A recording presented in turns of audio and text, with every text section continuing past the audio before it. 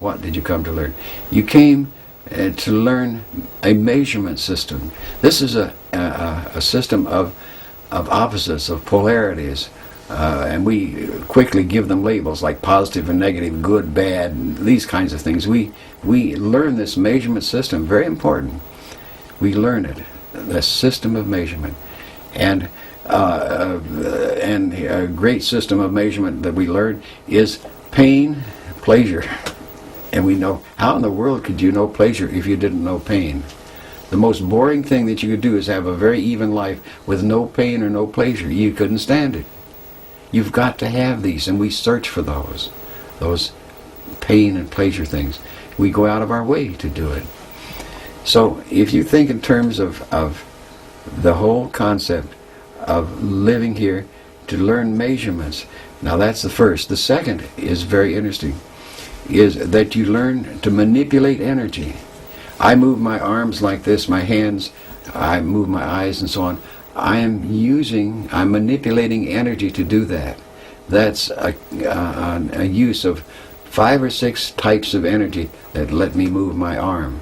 And we learn these very automatically.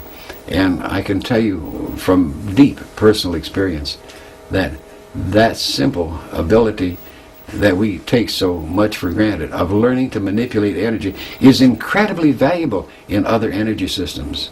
You'd be amazed how much value that we think are ordinary things. Keeping your balance, for example. We automatically learn how to stay balanced in this gravitic pattern. But over there, it's wonderful. You can use these kinds of things. So these are the 2 key things, but the most important thing of all.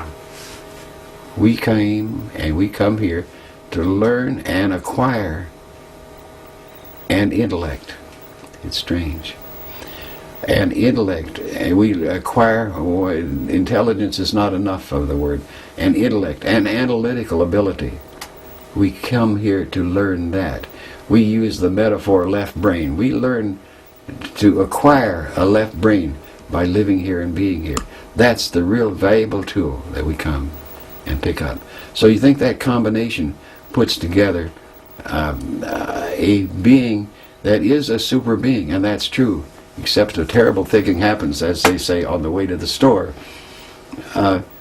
We think we come and learn this, and we think we will go and take off and go back where we came from. And I can say without any equivocation, no reservation, no conditioning, that everything, what little, and is not much, I assure you, that I might have achieved so far is totally due to the imposition of my intellect upon what was taking place. Instead of just flying around in the out-of-body state, after I knew it wouldn't kill me, I got curious.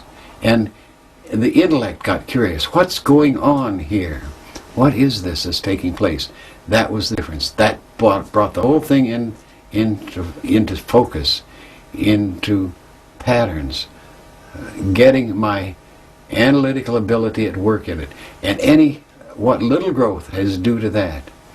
Now, the funny thing is, so now we gather all these things. We gather our intellect, our measurement knowledge, our application energy, and we're all, as I like to put it, going home with all this bag full of goodies, as it were, to take home and show the local boys how much you've learned and what you can do.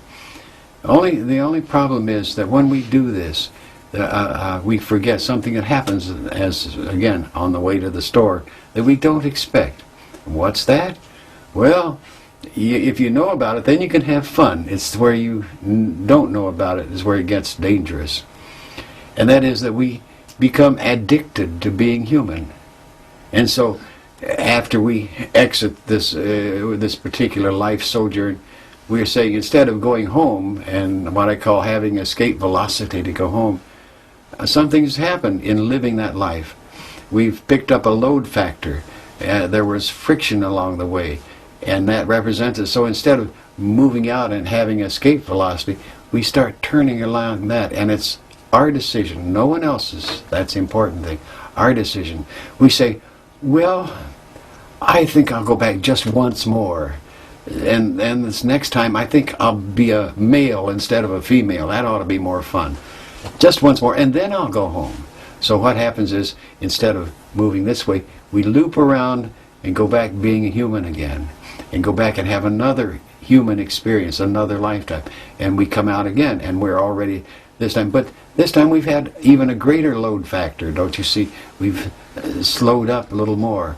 We haven't got the speed that we did. We have a greater load, and so we're now in orbit, and we have a decaying orbit, because when we come up around the orbit like this, instead of going on, we say, oh, I got to go back, because I have never seen Paris, and I'd like to go to Paris for once in my life, and I'd like to just go there. So whole purpose to go back and live again so that I can go to Paris.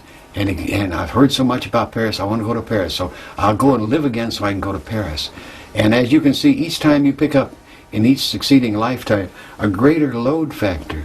So that as you go through this, your orbit decays more and more as you go through this, living these successive lives, until you get locked in tighter and tighter and tighter, till you are locked in being human so tight that you forget where you came from. You've lost all of the desire to even depart and go home. You've lost it all, because this is so overwhelmingly addictive that you can't think of anything else but this time, space, physical matter, all the things that take place in there. And no matter how hard you try, you can't get away from it. And the reason being, there's no law, but when you, quote, die, and instead of going home, you make the decision. There's no law that says you have to stay here. You are the one who says, I gotta go back.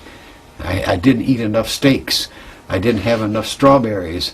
I didn't have enough children. All these kinds of things. Or I didn't have enough sex. Anyway, that's how we lock in as being human.